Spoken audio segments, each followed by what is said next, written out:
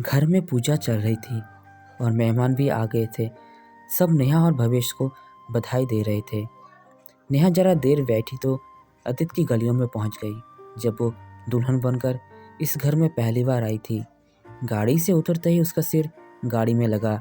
दर्द से तड़प गई थी वो, आंखें नम हो गई थी। किसी से दो बोल के भी उम्मीद बेकार ही थी। सासू माँ बोली, गृह प्रवेश से पहले ही सिर फोड़ रही है। ऐसी कौन सी आफत आ रही थी? बेचारी अपने आप में सिमट गई। ससुराल में अपनी जगह बनने की जद्दोजहद शुरू हो गई। सास ससुर और देवरों को ताने सुनकर भी रोज अपने काम को बखूबी करती। पहले ही पापा ने पढ़ाई बीच में छुड़वा कर शादी कर दी थी। उस पर ससुराल में पैर रखते ही औरत की परीक्षा शुरू हो जाती है। हर औरत की परीक्षा में प्रश्न भी अलग ही होते हैं और उनके जवाब भी। धीरे धीरे भविष्य के मन में घर बनने लगे। अकेला भविष्य कमाने वाला। शाम को आकर जब वो अपने हिसाब किताब में उलझता था तो नेहा उसकी समझ से सुलझा देती। नेहा का दिमाग देख भविष्य ने उसे आगे पढ़ने की सोची। नेहा, तुम अपनी आगे की पढ़ाई शुरू करो। मुझे पता है तुम बहुत कुछ कर सकती हो, लेकिन मम्मी जी, पापा जी, उन्हें मैं समझा लूँगा। देखो, अगर तुम्हारी पढ़ाई पूरी हो गई तो तुम्हारी भी नौकरी लग जाएगी, जिससे हमारी आर्थिक स्थिति सुधर जाएगी। पति के विश्वास को नेहा ने अपनी चुनौती समझ लिया और लग गई अपनी पढ़ाई पूरी करने में। सास ससुर को पता लगा तो उम्मीद के मुताबिक घर में हंगामा शुरू हो गया। छोटे भाइयों को तो पढ़ा ही नहीं सकता, अपने बीवी को पढ़ा रहा है। अगर ये पढ़ेगी तो घर के काम कौन करेगा? सास ने कहा, मम्मी, इन दोनों को हर साल परीक्षा दिलवाता हूँ। 3 साल हो गए, दोनों में अब तक मैट्रिक भी पास नहीं किया। कब तक इनको पढ़ाता रहूँगा? ना तो इन दोनों से कोई काम होता और ना ही पढ़ाई। कम से कम नेहा पढ़ लेगी तो उसे अच्छी नौकरी तो मिल जाएगी, मुझे कोई सहारा तो मिलेगा।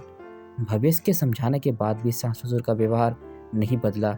नेहा ने भी इसे जीवन की परीक्षा समझकर ओखली में सिर दे ही दिया। अब रोज नेहा घर के सारे काम भी करती और समय निकलकर पढ़ाई भी करती। 1 साल बीतते सास को पोते की इच्छा भी होने लगी। एक और नई परीक्षा नेहा के सामने खड़ी थी।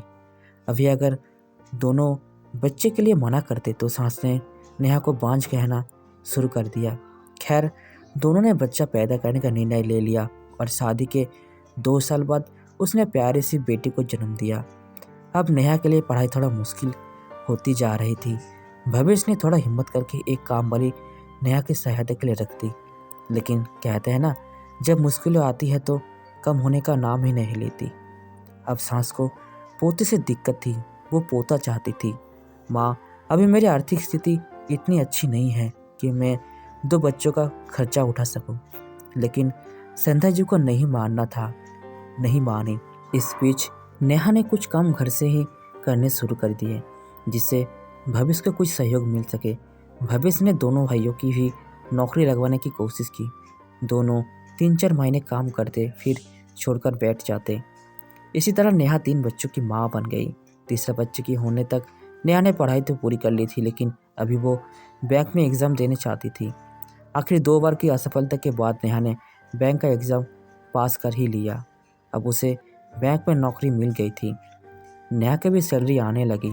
तीनों बच्चों के साथ नौकरी थोड़ा मुश्किल तो थी, लेकिन भविष्य के प्यार ने सब मुमकिन कर दिया। अब घर के हालात कुछ सुधरने लगे। धीरे धीरे नेहा का प्रमोशन भी होने लगा। दोनों देवरों ने अपनी शादी के बाद अलग अलग घर बसा लिए। माँ बाप भी छोटे बेटे के साथ रहने लगे, क्योंकि नेहा के साथ तो उसके बच्चों को भी देखना पड़ता था। उम्र के इस मोड़ पर जब बच्चे बाहर पढ़ने चले गए, घर की जिम्मेदारियाँ थोड़ी कम हुई तो भवेश और नेहा ने मिलकर ये घर खरीद लिया। छोटा सा ही, मगर अपना तो था। आज अपनी जिम्मेदारियों से थोड़ा सुकून पा रहे थे दोनों। इसलिए तो भवेश कह रहा था कि हमारी परीक्षा ख़त्म हुई। मम्मी, कहाँ हो आप? कितनी देर से ढूंढ रही हूँ। बेटे की आवाज़ सुनकर नेहा वर्तमान में वापस आई। बेटी भी शादी लायक हो चुकी हैं। भवेश कह रहे हैं कि हमारी परीक्षा ख़त्म हो गई। अभी कहाँ, अब बच्चे की शादी ब्याह, पता नहीं बेटा के कैसे घर परिवार मिलेगा, बहू कैसी आएगी हमारे साथ, कितना तालमेल बैठा पाएगा, या एक और परीक्षा बच्चों के साथ शुरू होनी है। खैर, जो भी हो, आज हम खुश हैं। और अभी तो हमें अपनी खुशी जीनी है। परीक्षा कोई भी हो, उसमें बैठना तो ही है, चाहे घबरा कर या आत्मविश्वास के साथ, उसे पास तो करवानी ही है। ये तो जीवन है, जब तक चलेगा परीक्षा भी चलनी रहेगी। ये सोच नेहा उठकर चल दी। मेहमानों को खाना जो खिलवाना है, फिर सबको मिठाई देकर विदा भी करना है। भविष्य की तरफ देखा, वो भी मेहमानों से घिरे हैं। चेहरे पर आत्मसंतोष झलक रहा है। तो दोस्तों, अगर ये कहानी आपको अच्छी लगी है तो कमेंट्स में ज़रूर बताएं और चैनल पर पहली बार है तो सब्सक्राइब ज़रूर करें। धन्यवाद।